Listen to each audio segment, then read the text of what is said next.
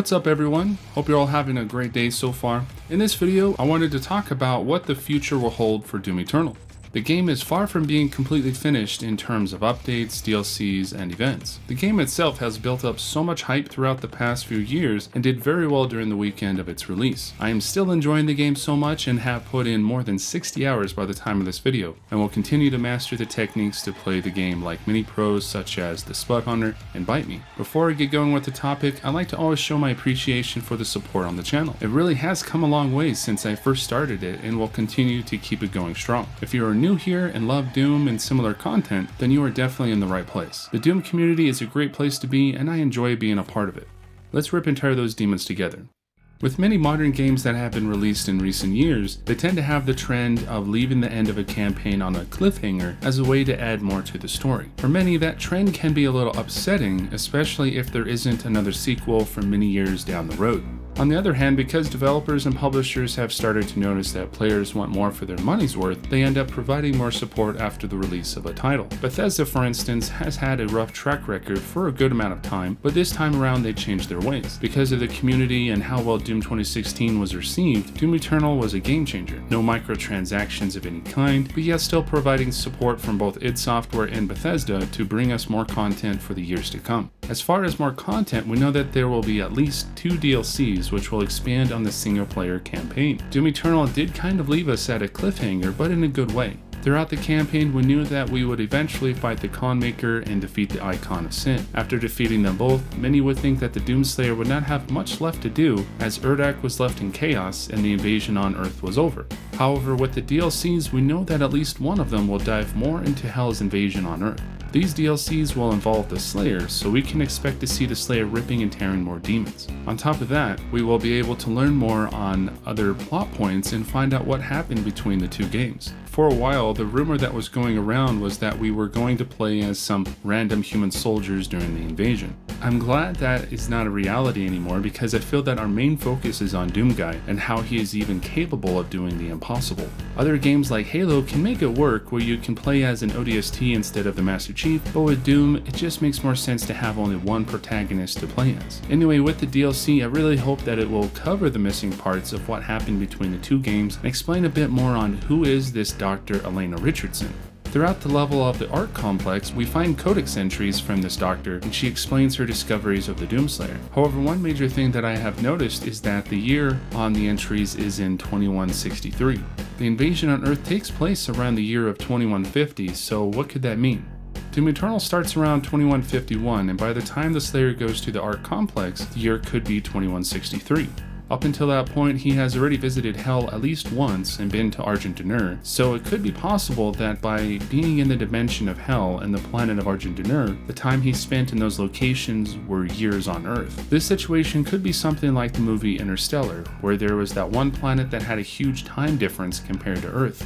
Hours on the planet were years on Earth. The reason why we know that the invasion took place around the year of 2150 was from the codex entry for Samuel Hayden, among other entries. During that time, there was a loss of communication between both Earth and Mars, and Hayden showed up in front of the Allied Nations Council just after the invasion began. So with all that being said, throughout the events of Doom Eternal, several years go by with the possibility of new levels to discover within the first DLC. This may have been a way for id Software to make it even possible to have some extra missions, as the invasion took several years to get where it was until the fight with the Icon of Sin.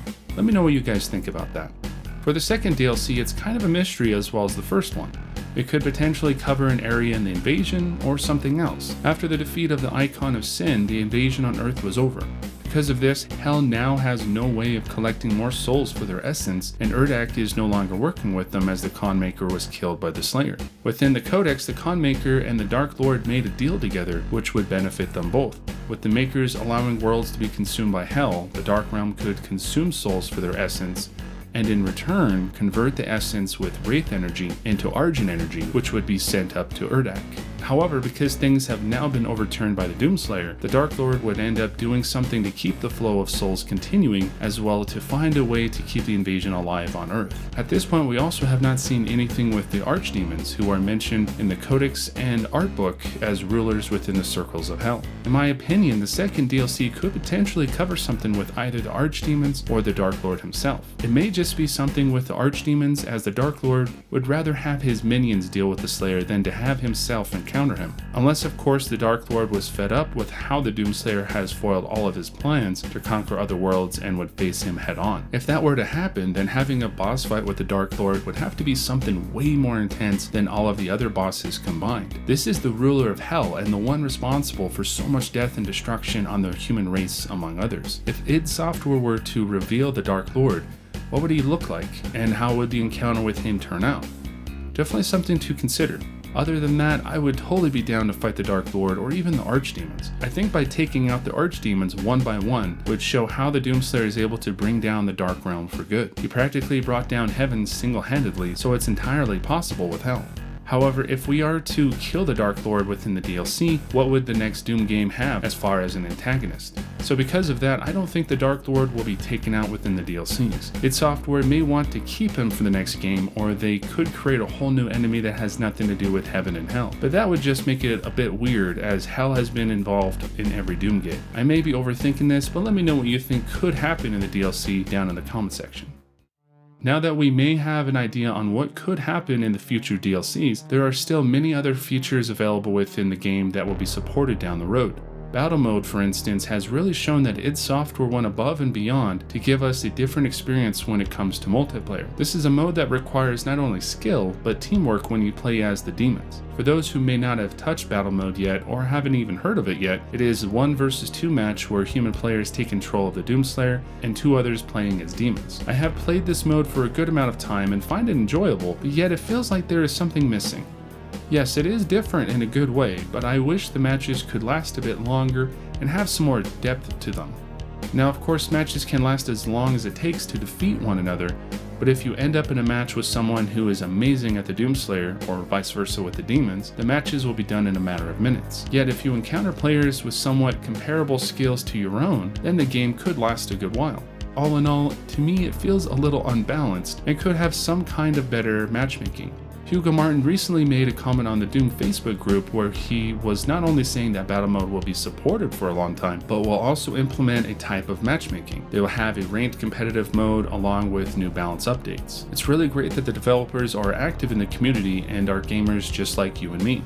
On top of those updates, there will be new events, skins, demons, and maps in the months to come. For the most part, it seems like a new event will be every 30 days or so from the 20th, as the current month for the event is almost over. There are also weekly challenges that give us plenty of ways to earn more XP as well. Overall, id Software is doing an amazing job in supporting Doom Eternal after its launch, whereas Doom 2016 only had support on the multiplayer for the most part.